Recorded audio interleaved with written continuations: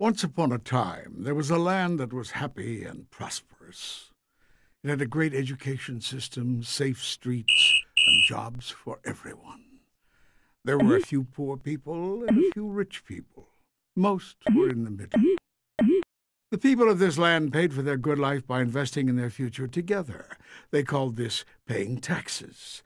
Everyone paid what they could afford. The poor people paid a little, the people in the middle paid a middling amount, and the rich people, 1% of everyone, paid more than the others. Just about everyone thought that this was best.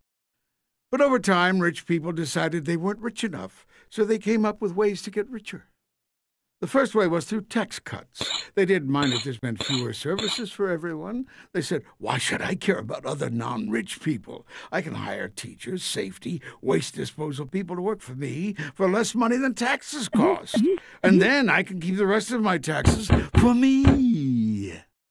The second way rich people got richer was through tax loopholes. These are laws that allow people to avoid paying taxes, with the idea that it's beneficial for other people too, if this group didn't pay. The third way rich people got richer was to pay no taxes at all. This is called tax evasion. Of course, if all the people did this, everything would fall apart. But rich people and giant companies they owned figured no one would notice. This is illegal, but many did it anyway. And so it went. In 20 years, rich people doubled their share of the land's income. Schools, public safety, the roads, parks, libraries, public transportation all went into decline. The rich people didn't care. They said everyone gets what they deserve, and they bought their own teachers, police, garbage collectors, and transportation. They also bought something else, elections. They spent so much money on politics, they elected people who liked what they liked. More tax cuts for the rich and big businesses, and fewer schools, road repairs, police, firefighters, and nurses for everyone else. When the 99% became upset, the rich people and their politicians said, "There is no other way." They repeated this so often many people believed them. Meanwhile, instead of investing in things that most people could use, and instead of providing jobs that paid people well like they used to, rich people found they could make more money on Wall Street. Wall Street is a place where money makes money. Here, the 1% made money so fast that they devoted more and more money to it. They took some of that money and sent it far away, where workers had no rights, to produce things that workers used to produce here. When ordinary people wondered why rich people needed so much money, the 1% said, "Don't worry.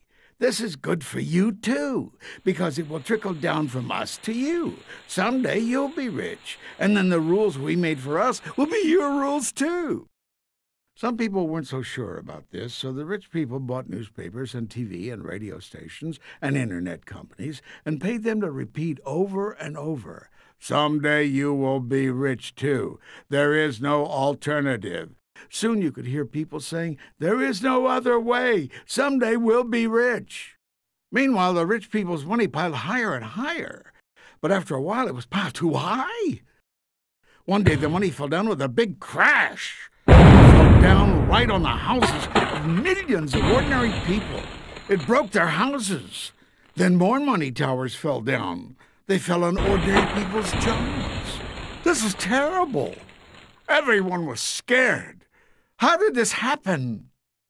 The government said, "We have to fix this." They were so used to rich people being rich, they immediately started printing money and giving it to rich people.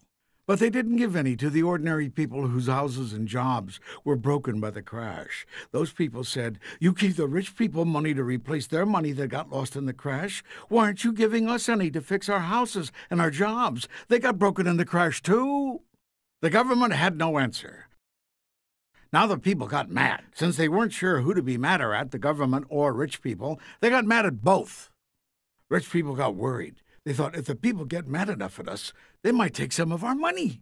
This really upset the rich people, because they loved their money more than anything in the whole world. So they devised a plan. They called it, "Look over there." Whenever people said, "How come you rich people are getting richer while all the rest of us are losing our houses, our jobs, and our schools?" the rich people pointed at someone else and said, "Look over there." First they pointed at the people whose houses were broken and said, "Look over there. Poor people caused the crash. They built their houses in the wrong place. they hadn't done that, the money wouldn't have fallen on them. But most people didn't believe them. So the rich people pointed at someone else this time, teachers. They said, look over there. Teachers have jobs and you don't. No one can ever fire them. And lots of teachers are bad. The schools are failing. Teachers are the reason. Bad teachers. Bad teachers. Most people didn't believe this. They remembered the problem was the crash, not bad teachers. The rich people realized it might be safer for them if someone else pointed their fingers. So they took some of their money, and even though it was just a little bit of their money, it was a lot of money since they had so much. They helped more people get elected. These politicians pointed their fingers at police, firefighters, librarians, and other public employees. They said, look over there! These people are greedy. They have jobs and you don't. You don't have retirement plans and they do. They caused the crash. Some people thought this might be true. They knew someone or something had caused the money to fall. Maybe it was the firefighters. But others remembered that firefighters helped them when their houses were on fire. They also remembered it was the 1% who built the money towers that crashed on their houses and jobs. Some people even remembered those towers of money had replaced factories and jobs that people used to have. And those jobs used to have retirement plans, too.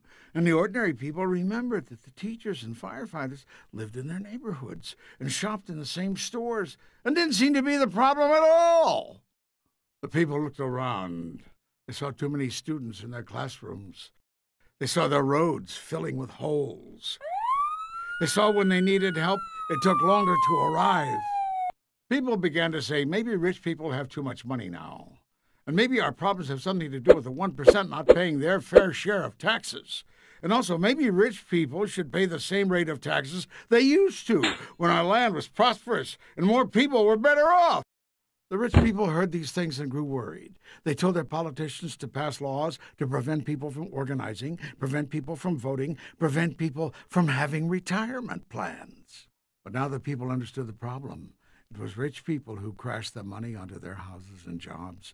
It was the 1% who got politicians to cut their taxes until there wasn't enough for schools, safe streets, libraries, health care, and parks. And it was rich people blaming everyone but themselves for what had happened. This is where we are now. And we have a question. Is there no alternative?